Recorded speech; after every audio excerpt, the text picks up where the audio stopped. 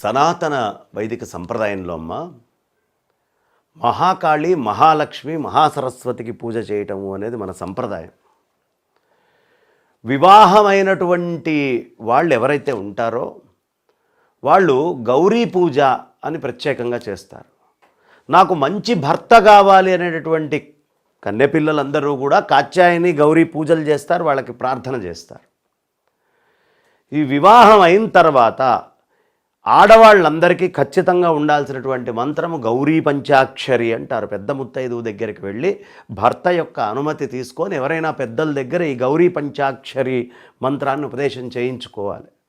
తద్వారా మాంగళీకము అనేటటువంటిది, అంటే భర్త చాలా కాలము ఆయురారోగ్యాలతో ఉండి చిరాయుష్మంతుడై మనల్ని అర్థం చేసుకునేవాడు అవుతాడు. ఆడవాళ్ళని వాళ్ళు అర్థం చేసుకోగలుగుతారు. అందుకని అది చేసుకోవాలమ్మా. ఒకటి. రెండో విషయము, మంగళవారము గౌరీ అమ్మవారికి అత్యంత ప్రియమైనటువంటిది అని ఆ అమ్మవారి యొక్క మాహాత్మ్యంలోనే శ్రావణ మంగళవారాలకు చాలా ప్రాధాన్యత చెప్పబడ్డది పురాణాల్లో. అదే విధానంలో శ్రావణ మాసములో శుక్రవారము మహాలక్ష్మి అమ్మవారికి చాలా ప్రధానంగా చెప్తారు. సాధారణంగా శుక్రవారం అంటేనే లక్ష్మీ అమ్మవారు.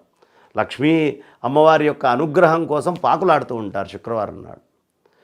అలాంటి శుక్రవారము శ్రావణ మాసంలో ఎందుకండి అంత ప్రత్యేకత అంటే, ఈ శ్రావణ మాసంలో మనం మన చుట్టుపక్కల ప్రకృతిని కనుక చూస్తే మొత్తము పైనుంచి వచ్చేటువంటి వర్షముతో ఒక రకమైనటువంటి మేఘావృతమైన వాతావరణంతో చాలా పచ్చగా బ్రహ్మాండంగా కనిపిస్తూ ఉంటుంది. అందుకనే లక్ష్మీ అమ్మవారి యొక్క అష్టోత్తర శతనామావళిలో మొట్టమొదట ఆవిడని ఆరాధన చేసేటప్పుడు ప్రకృత్యై నమః అంటారు.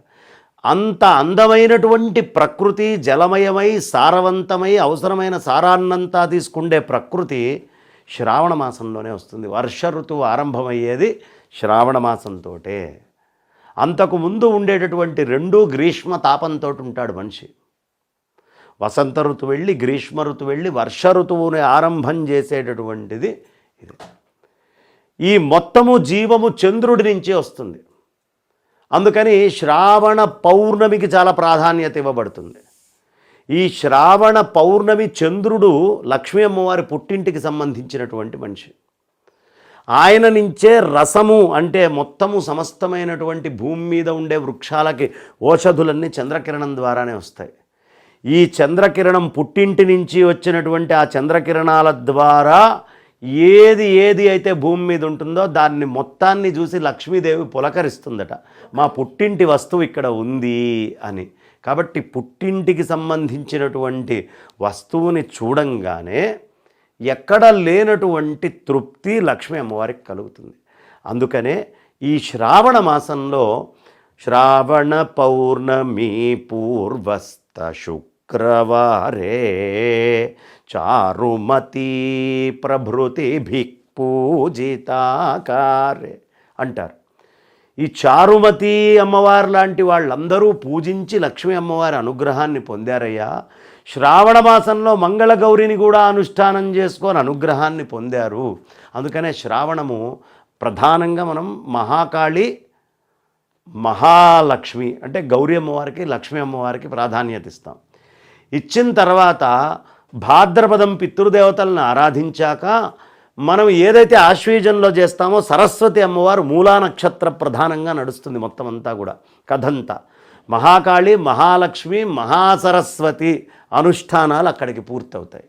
అందుకనే ఈ మహాకాళి, మహాలక్ష్మిని ఇప్పుడు తీసుకొని మహాసరస్వతిని పూజించిన తర్వాత మళ్ళీ మనం దీపావళి పండగ నాడు లక్ష్మీ పూజతోటి దీన్ని ముగిస్తాం. కాబట్టి సమస్తము లక్ష్ముల యొక్క అనుగ్రహమే అని చెప్తాము.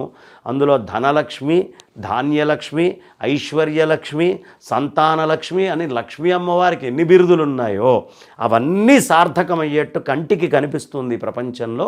అందుకని శ్రావణ మాసంలో ఈ శుక్రవారానికి అంత ప్రాధాన్యత. వరలక్ష్మి అన్నారు. ఏం కావాలంటే అది ఇచ్చేస్తుంది వరము. ఇక శుభము, మంగళము ఆ అమ్మవారు ఇచ్చిన దాన్ని కాపాడుకోవడం అనేది చేయగలిగినటువంటి ఆవిడ గౌరీ. కాబట్టి అమ్మవారు ఇస్తుంది, ఇచ్చిన దాన్ని కాపాడుకోవాలన్నా, కృష్ణయ్యది విష్ణుమూర్తిది అనుగ్రహం కావాలన్నా ఆ అమ్మవారైనటువంటి గౌరీదేవి యొక్క అనుగ్రహం ఎంతో అవసరం కాబట్టి పెళ్ళైన తర్వాత కొత్తగా పెళ్ళైనటువంటి వాళ్ళందరికీ శ్రావణ మంగళవారము వ్రతాలు అని చేయించి ముత్తైదువుల దగ్గరికి వెళ్ళి ఆశీస్సులు తీసుకుండేది. ఇదిగో ఈ గౌరీ ఆ లక్ష్మి ఈ ఇద్దరూ ఎప్పుడూ మనకు కావాలి అనే విషయాన్ని చెప్పేటట్టుగా ఆ మంగళవారం శుక్రవారం అంత అమితమైన ప్రాధాన్యత ఇవ్వబడ్డాయి.